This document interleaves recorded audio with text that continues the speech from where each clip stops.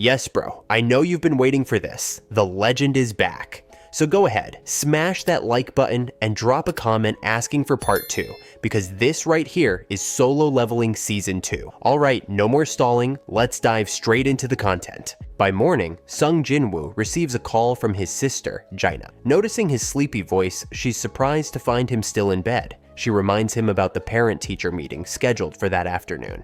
Startled by the reminder, Jinwoo jumps out of bed, realizing he had completely forgotten about it. Without wasting time, he rushes to the school. When Jinwoo arrives, Gina is stunned. She barely recognizes her brother. His new appearance is striking, stylish, and completely transformed. She can't help but marvel at how much he has changed. Meanwhile, a group of nearby girls can't take their eyes off, clearly impressed. The man's got it all going on. Seeing the attention he's getting, Gina jokingly suggests introducing him to one of her friends, since he's still single. Jinwoo responds by playfully pulling her cheek and telling her to hush. After their sibling banter, they head to the teacher's office. In the office, Jinwoo meets with Gina's teacher, who provides glowing feedback about her. She describes Gina as an intelligent, polite, and exemplary student who sets a standard for her peers. The teacher expresses her pride in having Gina as a student. Additionally, she shares the exciting news that Gina performed exceptionally well in the mock exams,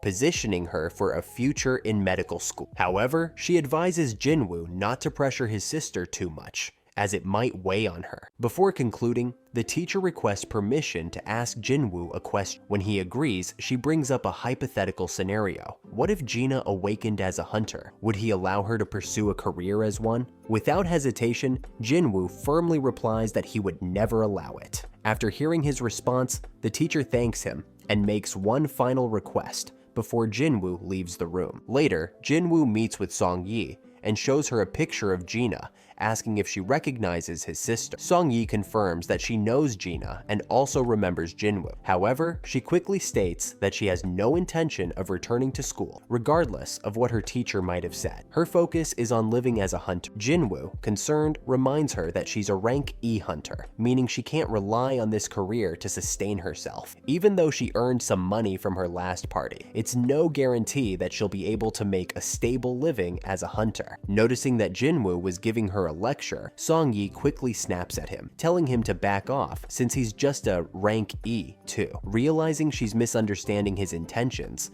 Jinwoo clarifies that he's not trying to make her give up on her dream. Instead, he asks her to come along with him for a moment. Meanwhile, at the airport, Hwang is greeted by a member of the Hunter Association. The man casually asks how long Hwang plans to stay in the country. Hwang bluntly states that he doesn't intend to stay long. He's not a fan of the place. Sensing Hwang's hostility toward returning to the country he once left, the man asks if he's really there just to meet those two individuals from before. Brushing off the inquiry, Hwang silences him, making it clear that his intentions are crystal clear. His plan is simple: take out the rank E first, then go after the rank D. He then turns to the association member and asks if he intends to interfere. The man reassures Hwang that he's only there to do his job. Satisfied, Hwang smirks and continues on his way, already itching for a fight. Elsewhere, two guild leaders are locked in a heated discussion about the recently discovered winged monsters. Determined to get to the bottom of it,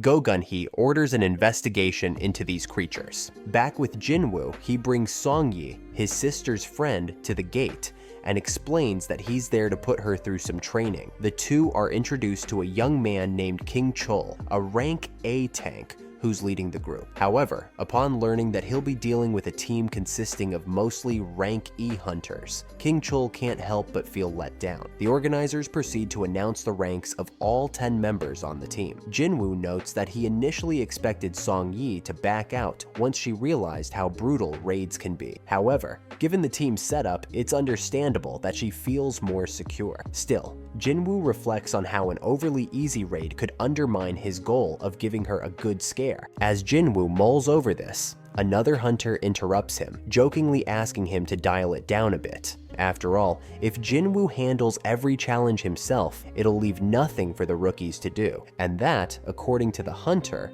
would defeat the whole purpose of their training. As soon as the group enters the portal, they're hit with an unexpected and ominous event. A mysterious phenomenon known as the Red Gate appears out of nowhere. Hearing about this, Bayek decides to head to the scene immediately. Meanwhile, Jinwoo, realizing how dire the situation is becoming, tries to grab Song Yi and get her out of there. Unfortunately, he's unable to leave. Jinwoo urgently instructs those outside the portal to call for help as quickly as possible. Moments later, the group finds themselves transported to an unfamiliar place covered entirely in ice. Confused, Song Yi asks what this Red Gate is. Jinwoo explains that entering such gates isolates the group inside a dungeon disconnected from the outside world. The only way out is to defeat the dungeon boss, or endure a dungeon break, neither of which guarantees an easy escape. As Jinwoo is explaining, the ground trembles, and suddenly, a member of their group is struck by an arrow fired by an ice elf. Jinwoo reacts instantly, catching another arrow that was aimed directly at Song Yi, saving her just in time. King, the group's rank A tank, steps in to remind everyone that they're not dealing with a regular dungeon. He warns that the enemies ahead are rank B or higher,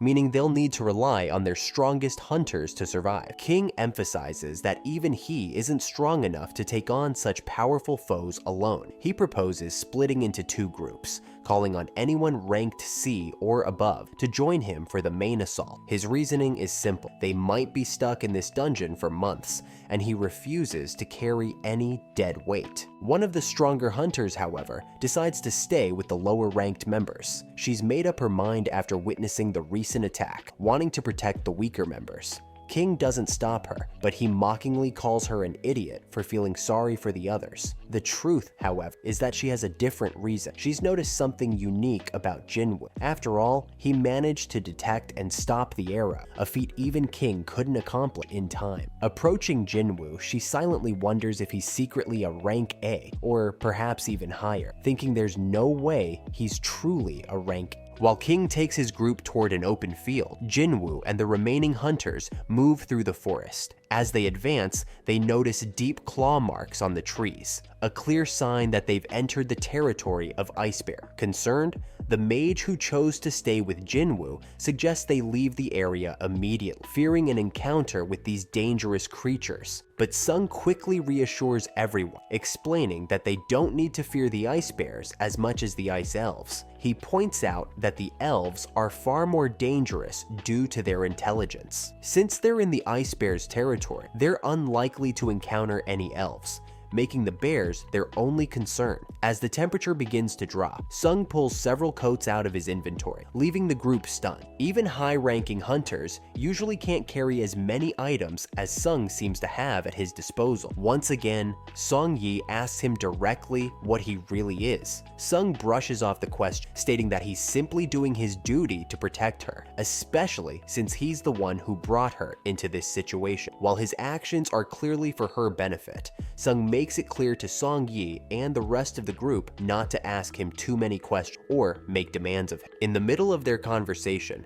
they're interrupted by the sudden appearance of an ice bear. Sung immediately steps in front of everyone, telling them to stay calm. He quickly changes his title and prepares himself for the fight, handling the situation with complete composure. Meanwhile, outside the Red Gate, Baek is seen trying to find a way to access the dungeon, but ultimately gives up, realizing it's futile. He remarks that only a few rank A or B hunters might have a chance of surviving and making it back out alive, but their success depends entirely on King's performance. One of the hunters present then mentions that there's another highly capable hunter inside the Sung. Despite being officially classified as a rank E, it's clear that Sung has undergone a second awakening. Baek, shocked by this revelation, asks if it's been confirmed. The man admits that it hasn't been officially verified, but speaks with such confidence that it's as if he knows it for certain. While they're talking, Huang shows up and learns that Sung has entered the Red. Disappointed, Huang realizes that the Red Gate places Sung temporarily out of his reach, as even Huang wouldn't dare venture into such a deadly portal. Back inside the dungeon, Sung single-handedly takes down multiple ice bears,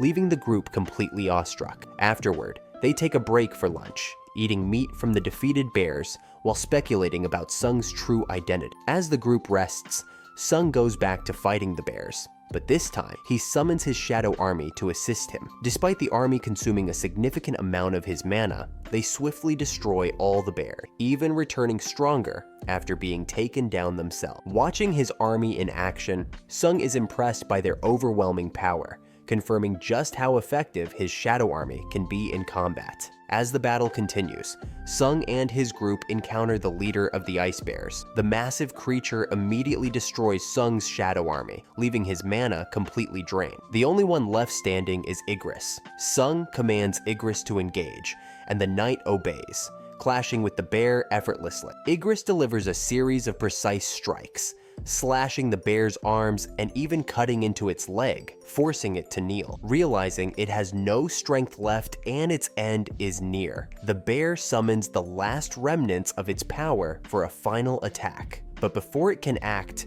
Igris strikes decisively, decapitating the creature and throwing its severed head at Sung's feet. Witnessing Igris's raw strength and skill with a sword, Sung can't help but be grateful that Igris hadn't fought at full strength when they faced each other. He acknowledges that Igris might be as strong as, if not stronger than, himself. With the fight over, Igris kneels before his king in loyalty, and Sung praises him for a job well done. Meanwhile, King and his team are struggling against the Ice Elves. One by one, his teammates are taken down with ease, leaving King overwhelmed with frustration. He had dreams of joining the elite ranks of the White Tiger Guild, but that goal now seems out of reach as the Ice Elves decimate his group. As the last member of his team is slain, an Ice Elf approaches King, locking eyes with him. In that moment, King senses the overwhelming presence of an even more powerful being nearby. Paralyzed with fear,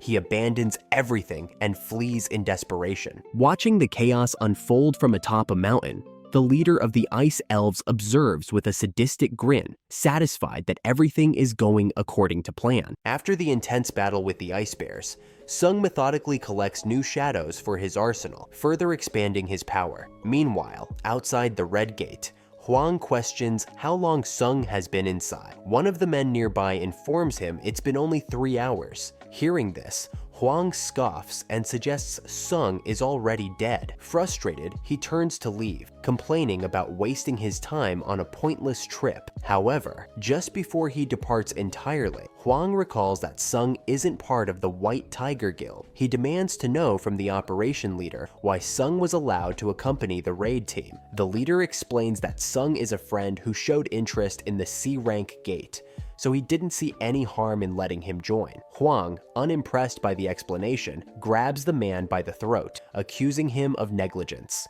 Before things escalate further, the guildmaster intervenes, pulling Huang back and ordering him to stop. Although Huang releases the man, he mocks the guildmaster, belittling his guild as insignificant and irrelevant in the grand scheme. Insulted, the guildmaster lets out an intimidating aura, escalating the tension. The operation leader panics, realizing the situation is spiraling out of control and fearing the clash of two rank S hunters. Meanwhile, deep within the dungeon, King Chul trudges forward, his body trembling from the cold. He tries to reassure himself that as long as he has his survival gear, he'll be fine. But as he ventures further, he stumbles upon the remains of ice bear corpses. Shocked, King begins piecing things together, questioning how the rank E hunters could have taken down such formidable monsters, something he deems impossible. Convinced that it must have been the Ice Elves who killed the bears, King picks up his pace, determined to find the truth. Back outside, the guildmaster and Huang are stopped mid-clash by Jinchul, who intervenes just in time. Jinchul informs Huang that Sung is, without a doubt, a rank E hunter, as he personally tested his magical power 2 months ago. He insists that the magical beasts, not Sung, were responsible for Dongsuk's death.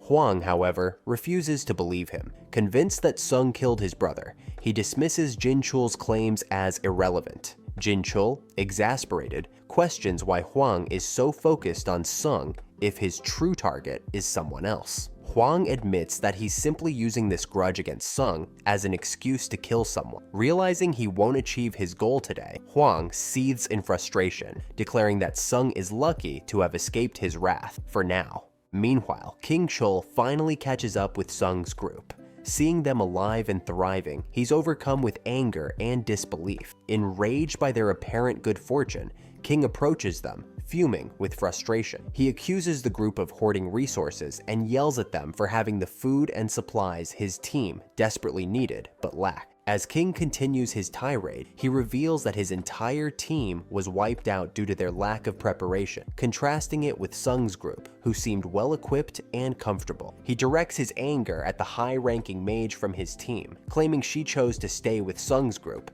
because she already knew they had what it took to survive. King completely loses it and charges at the group in a fit of rage, but Sung steps in calmly, effortlessly, tossing him aside with a single blow. Sung then makes it clear to King that he was the one responsible for his teammates' deaths, not anyone else. Not long after, the Ice Elves finally reveal themselves, just as Sung had anticipated. However, this time they are accompanied by their leader. Upon seeing Sung, the leader immediately recognizes that there is an exceptionally skilled hunter among the supposed weaklings. When the leader speaks, Sung shocks everyone, including himself, by understanding what the elf is saying. The Ice Elf leader, clearly taken aback, hadn't expected any human to comprehend his language, which only deepens the mystery surrounding Sung. The leader mentions that one of his subordinates had expressed a desire to challenge Sung, acknowledging his remarkable strength. But before the elf leader could continue,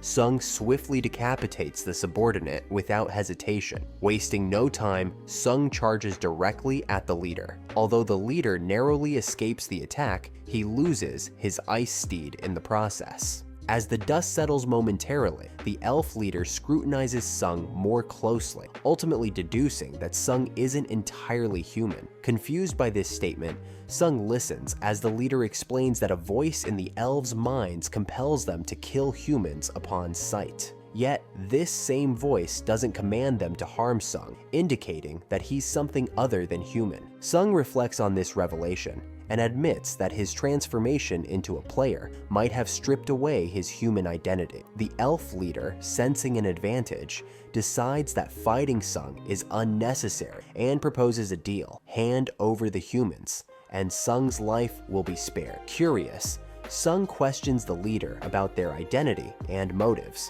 only to notice the elf glitching as if caught in a time loop. The leader inexplicably repeats the same proposition, as though their previous exchange never happened. Though puzzled by this odd phenomenon, Sung remains composed and refuses to surrender the humans. The elf leader, confident in their numerical advantage, smugly warns Sung that they are outmatched. Sung, undeterred, counters by questioning if the leader truly understands the power of his shadow soldiers. As the battle intensifies, Sung soon realizes that the elf leader possesses far greater strength than anticipated. Acknowledging the gap in power, Sung concludes that he must unlock an even greater level of combat prowess to stand a chance against this formidable foe. As the battle intensifies, the elf leader finally introduces himself as Baruka. With the names exchanged, the fight between Baruka and Sung kicks off once again. This time, Sung's relentless attacks push Baruka to the brink, making the elf start to sweat nervously, though he seems to enjoy the thrill of the fight. Out of nowhere, Sung's mages launch a massive fireball at Baruka, hitting him square on. Despite the powerful attack, Baruka emerges from the flames and immediately counters, charging towards Sung. Meanwhile, King regains consciousness and, fueled by rage and humiliation from his earlier defeat, also attempts to attack Sung. Surrounded and outnumbered, Sung calmly summons Igris. The Shadow Knight strikes with his frost sword, creating a dense cloud of smoke that blinds the enemies. Using this opportunity, Igris lands a surprise blow on King, who realizes in his final moments that Sung hadn't even moved from his spot. Sung had anticipated Igris's actions perfectly and didn't need to lift a finger. After King falls, Sung raises his shadow, adding King to his army and sending him into battle against Baruka. As the combat continues, Baruka becomes even more intrigued, charging at Iron, one of Sung's shadow soldiers. Meanwhile, the remaining humans, including Song Yi, take cover behind trees, anxiously watching the clash from afar. Song-yi wonders aloud if this is how hunters always fight, brutal, chaotic, and larger than life. Baruka, growing more excited, taunts that one man alone isn't enough to satisfy his hunger for battle. Sung, ever composed, signals Igris to join the fray. Together, they press the attack, landing blows that Baruka manages to block just in time to protect his vital points. Confident in his skills, Baruka begins boasting about his performance, believing he's turning the tide. However, Sung cuts his gloating short, pointing out that Baruka's fellow elves didn't share his fortune. Looking over his shoulder, Baruka is horrified to see all his comrades lying dead. Despite this, the elf leader refuses to back down. Declaring that he alone is enough to defeat Sung, Baruka launches another furious assault. During the fight, Sung suddenly hurls his weapon into the distance, making Baruka think he's disarmed himself. But in reality, Sung uses his Monarch's touch skill to retrieve the weapon mid-air. It boomerangs back, aiming straight for Baruka's back. Realizing the danger too late, Baruka tries to block with his own weapon, only to watch it shatter completely under the force of Sung's attack. Following his last attack, Sung delivers a powerful strike to Baruka's abdomen, leaving an opening for Iron to step in. Wielding his massive hammer, Iron finishes the elf leader in a crushing blow. But even after Baruka is defeated, Iron, fueled with adrenaline, continues to pummel the lifeless elf into the ground. Sung steps in, commanding him to stop, though Iron doesn't seem to care, celebrating the victory with the other shadows in a display of their triumph. With the battle over, Sung approaches the other survivors and informs them that it's finally done. Relief washes over the group, and their faces light up, knowing they'll soon return home. As the portal begins to open, Baek can be seen outside, engaged in a heated discussion with a White Tiger Guild executive about their decision to stay by the portal until sunrise. Suddenly, the surviving hunters emerge from the portal, and Baek immediately assumes that King must be among them, believing him to be the hero who saved everyone. However, his hopeful assumption is shattered as he realizes King didn't make it back. Baek is left stunned, questioning why only low-rank hunters returned alive. Suspicions arise in his mind that something unusual must have happened inside the portal. Meanwhile, Sung casually starts to leave, but Baek steps in to stop him, demanding answers. With so many of his guild members dead, Baek insists on speaking with Sung before he leaves. Sung, visibly exhausted, brushes him off, stating that he's too tired to talk, and suggesting Baek direct his questions to the other guild members. Frustrated by Sung's nonchalant attitude, Baek grabs his shoulder and insists on a proper explanation. With 6 of his team members missing, Baek demands to know what happened. Sung, visibly annoyed, shoots Baek a sharp glare and firmly reminds him that he saved 2 of his guild members, implying that Baek's first words should have been words of gratitude. Baek, taken aback by Sung's audacity and defiance, quickly apologizes for his rudeness, allowing Sung to leave. Despite the apology, Baek's curiosity about Sung only grows. Turning to Park, he questions what's going on with the young hunter. Park, however, admits she has no idea, noting that Sung's demeanor changed drastically after defeating the portal's boss. Recognizing that Sung isn't an ordinary hunter, Baek instructs the guild's executive to find a way to recruit Sung into the White Tiger Guild at all costs. At home, Sung is visibly frustrated while taking a bath, brooding over his inability to extract the shadow from Baruka. Despite trying 3 times, the sheer power gap between them proved too vast, leaving Sung unsuccessful in his attempts. The next day, Sung meets up with Yu Jinho, who shows up wearing a rather flashy outfit. Before heading out to their destination, Sung asks to make a quick stop at Song Yi's place. When she hops into the car, she greets Sung in a sweet, familiar tone, immediately setting off alarm bells in Jinho's head. As they drive, Song Yi casually chats about her late night, mentioning how she struggled to sleep after getting home so late. Misinterpreting her words entirely, Jinho's face turns pale, and he blurts out that Song Yi is still a minor. Sung, completely unfazed, calmly asks if that's an issue. Realizing that Sung is utterly indifferent to what he sees as a potentially huge problem, Jinho awkwardly backs off. Resigning himself to the situation, he shakes his head, keeps driving, and tries to forget whatever crazy assumptions were swirling in his mind. And that's it, folks. That wraps up episode 2. If you enjoyed it, don't forget to smash that like button and subscribe if you're ready for part 3. I'll catch you all in the next video.